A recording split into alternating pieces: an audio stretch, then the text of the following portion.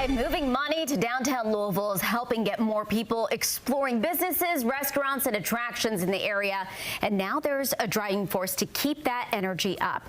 We thank you for watching Wave News at 5. I'm Myra Ansari. And I'm Brian Schlonsky. Louisville leaders say revitalization efforts in downtown have seen tremendous success over the last several years.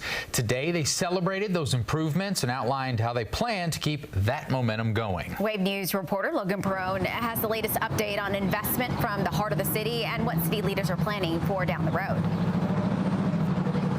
Well, Brian and Myra, investment here in downtown has driven a push to bring people to the area, both for entertainment as well as living. Officials say they want this to be everybody's neighborhood.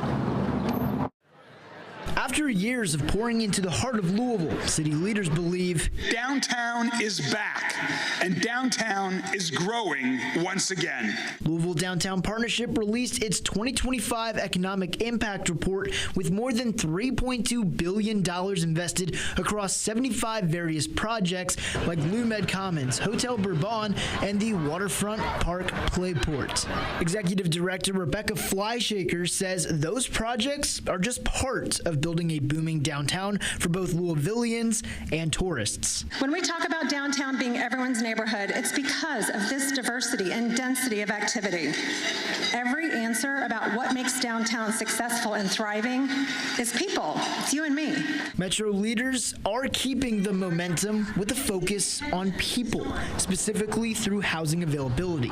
Roughly 800 downtown residential units were completed last year, and another 2,500 are under construction or have been announced. Plans also include making downtown more walkable for people that live there and people stopping by. This collectively is transformative change.